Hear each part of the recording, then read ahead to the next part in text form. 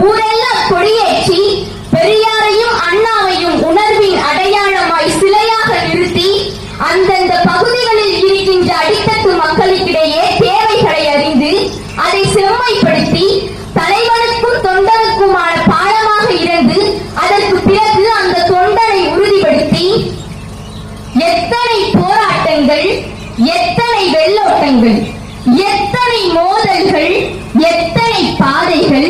எத்தனை பயணங்கள், எத்தனை வெற்றிகள், எத்தனை தோல்விகள், இத்தனையும்